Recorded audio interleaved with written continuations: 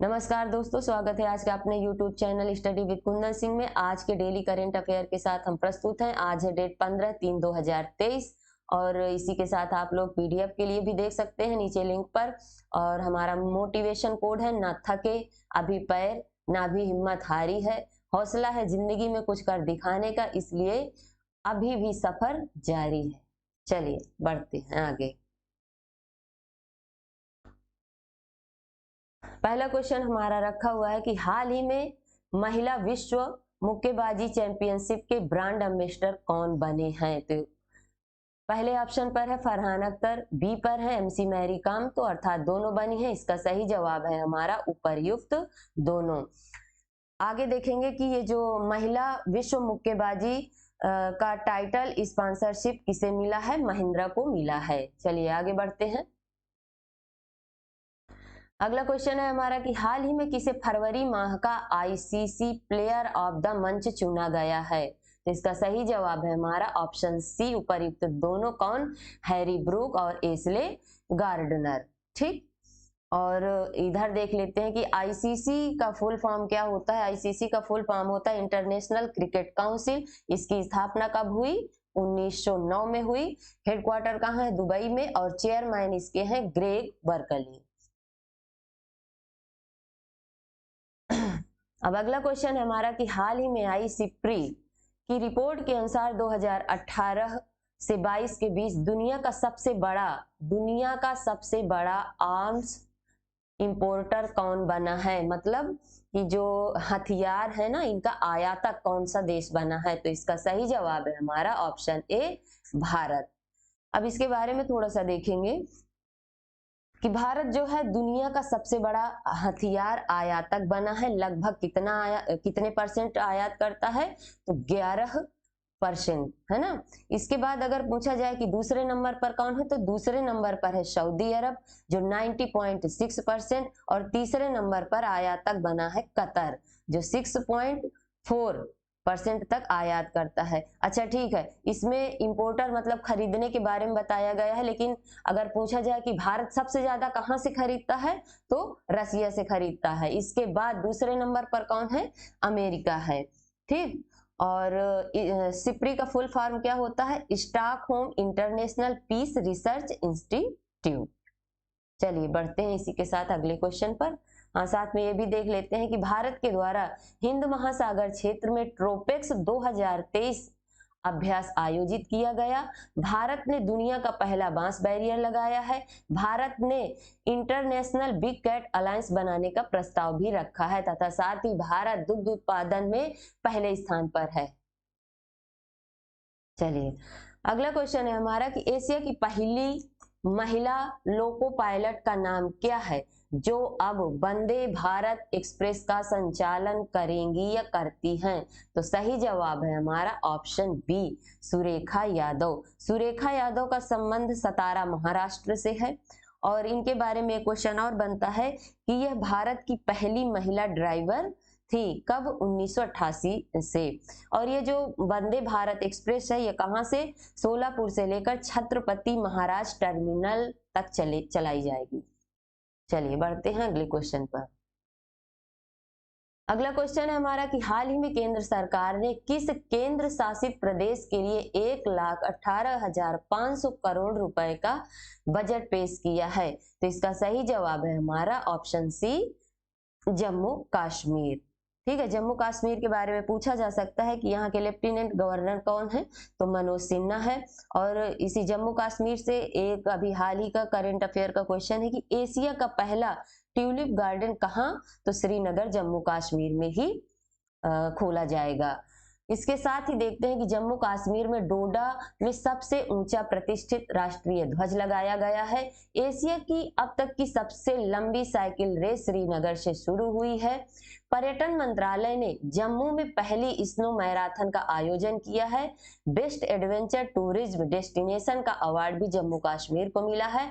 तथा भारत में जम्मू कश्मीर में पहली बार लिथियम के भंडार भी मिले हैं। अगला क्वेश्चन हमारा कि हाल ही में किसे चेंजेस क्लाइमेट के भारत के राजदूत के रूप में किसे नियुक्त किया गया है? तो इसका सही जवाब है हमारा ऑप्शन सी, श्रेया घोड़ावत, है ना। और ये क्या है? ये जलवायुविद हैं। चलिए अगला क्वेश्चन है, अगला क्वेश्चन हमारा कि हाल ही में किसे सिलिकॉन वैली बैंक के सीईओ के रूप में नियुक्त किया गया है? तो सबसे पहले इसका हम आंसर देख लेते हैं। इसका सही जवाब है हमारा ऑप्शन बी, टिम मायोपोलोस। हालांकि अगर ये देखा जाए तो जो सिलिकॉन वैली बैंक है यह जो है कोलैप्स हो गया है, मतलब पतन हो गया है। कहा जाता है कि यह अमेरिका के 16वें सबसे बड़े बैंक में आता था, लेकिन ये अभी डूब गया है ना।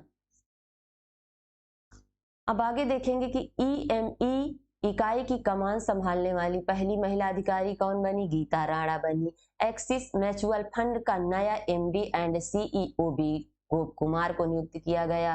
प्रामेरिका लाइफ इंश्योरेंस ने पंकज गुप्ता को एमडी एंड सीईओ नियुक्त किया है। चलिए आगे बढ़ते हैं। अगला क्वेश्चन हमारा,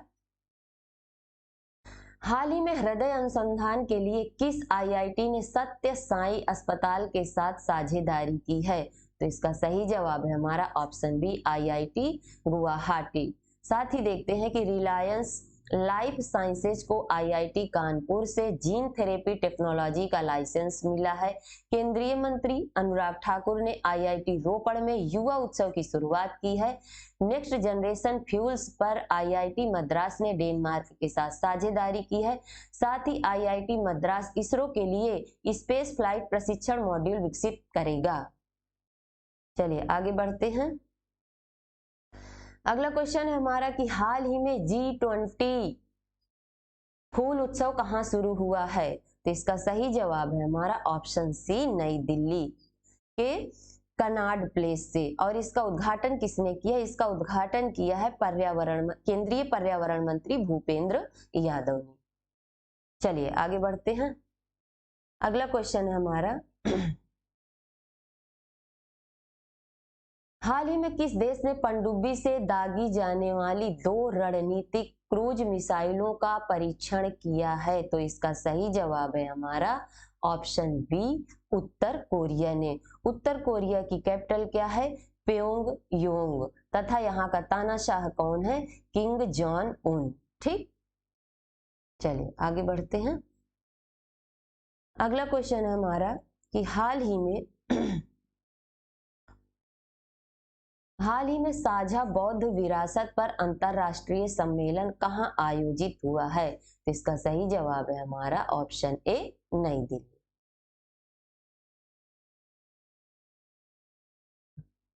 चलिए अगला क्वेश्चन हमारा कि हाल ही में किस राज्य का पूरा ब्रॉड गेज नेटवर्क भारतीय रेलवे द्वारा विद्युतीकृत किया गया है? तो इसका सही जवाब है हमारा ऑप्शन सी, उत्तराखंड। उत्तराखंड के बारे में देखेंगे कि यहाँ की कैपिटल क्या है? देहरादून, जो विंटर की है, गैरसेन समर की है। सीएम कौन है? पुष्कर सिंह धामी है। गवर्नर है गुरमीत सिंह, है ना। और इसके साथ ही तो आगे क्या है इसके बारे में देख लेते हैं कि उत्तराखंड को देश का पहला इलेक्ट्रिक तीर्थ यात्रा गलियारा मिलेगा। उत्तराखंड के मुख्यमंत्री ने एकल महिलाओं के लिए स्वरोजगार योजना शुरू करने की घोषणा की है। उत्तराखंड भारत का पहला सरकारी मदर मिल्क बैंक स्थापित करेगा। भारत उज्बेकिस्तान प्रशिक्षण अभ्यास डस्टलिक उत्तराखंड में शुरू हुआ है। उत्तराखंड में नकल विरोधी कानून लागू हुआ है। एम्स ऋषिकेश ने ड्रोन के जरिए तपेदिक की दवाएं पहुंचाने का ट्रायल किया है। इसके साथ ही देखेंगे हम कि जो ये हमारा, हाँ देखिए, ब्रॉड ग्रेज किसे कहते हैं इसे समझ लेते हैं कि जो हमारी रेल की पटरियां होती हैं अगर उनके बीच की दूरी 1.6 मीटर है तो वो हमारा किसके अंतर्गत आएगा? ब्रॉड गेज के अंतर्गत आएगा। और अगर इन पटरियों के बीच की दूरी 1 मीटर है तो वो मीटर गेज के अंतर्गत आएगा। साथ ये भी देख लेते हैं कि जिम कॉर्बेट नेशनल पार्क का नया नाम क्या कर दिया गया है? तो इसका नया नाम हो गया रामगंगा राष्ट्रीय उद्यान। अगर पुराना नाम तो हेली नेशनल पार्क हो गया है।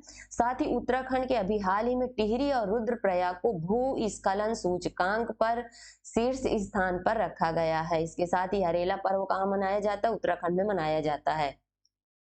चलिए अगला क्वेश्चन है हमारा,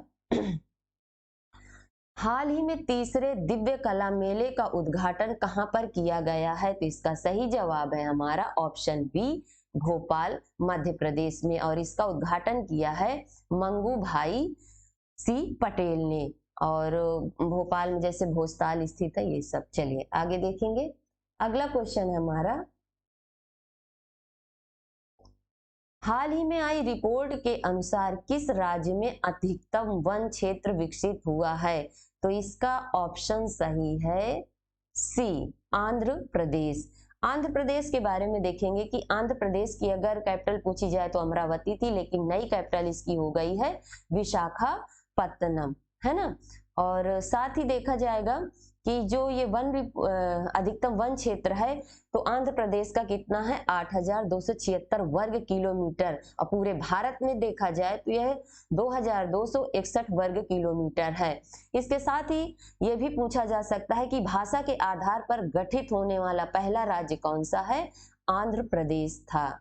ठीक, और यहाँ के सीएम जगनमोहन रेड्डी, गवर्नर जो अभी नए हुए हैं उनका नाम है जस्टिस नजीर।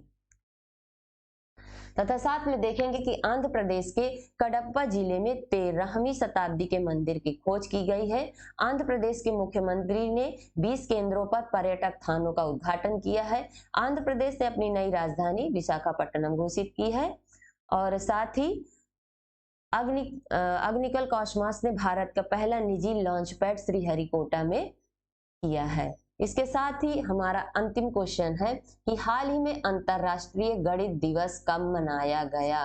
तथा इसे ये भी पूछा जा सकता है कि पाई दिवस कब मनाया गया? पाई, है ना, पाई दिवस। तो इसका सही जवाब है हमारा 14 मार्च। देखिए पाई आप जानते हैं ना 22/7 होता है, और इसकी वैल्यू होती है, ये देखिए पाई बराबर होता है 22/7, इसकी वैल्यू होती है 3.14। तो ये जो 14 आया है यह डेट को डिनोट करेगा, जैसे 14 मार्च, और तीसरा क्या है, यह महीना को, मार्च तीसरा महीना 14 डेट। ठीक, अब इसके साथ ये भी देख लेते हैं कि ये जो है अल्बर्ट आइंस्टीन की जयंती के रूप में भी मनाया जाता है। साथ ही कुछ अन्य दिवस भी देख लेते हैं कि 1 मार्च को क्या मनाया गया? शून्य भेदभाव दिवस मनाया गया। 3 मार्च को विश्व वन्य जीव दिवस मनाया गया। 4 मार्च को राष्ट्रीय सुरक्षा दिवस तथा विश्व मोटापा दिवस मनाया गया। 6 मार्च को विश्व टेनिस दिवस मनाया गया। 8 मार्च को अंतर्राष्ट्रीय महिला दिवस, साथ ही नो स्मोकिंग डे दिवस भी मनाया गया। 9 मार्च को विश्व किडनी दिवस मनाया गया। 10 मार्च को CISF का 54वां स्थापना दिवस मनाया गया। साथ ही सबसे इंपॉर्टेंट है 7 मार्च को जन औषधि दिवस मनाया गया, तथा 10 मार्च को अंतर्राष्ट्रीय महिला न्यायाधीश दिवस भी मनाया गया। इसी के साथ हमारे आज के डेली करंट अफेयर के जितने क्वेश्चन है वो समाप्त होते हैं। अरे यार, कम से कम इसको लाइक और शेयर सब्सक्राइब करें। Thanks for watching.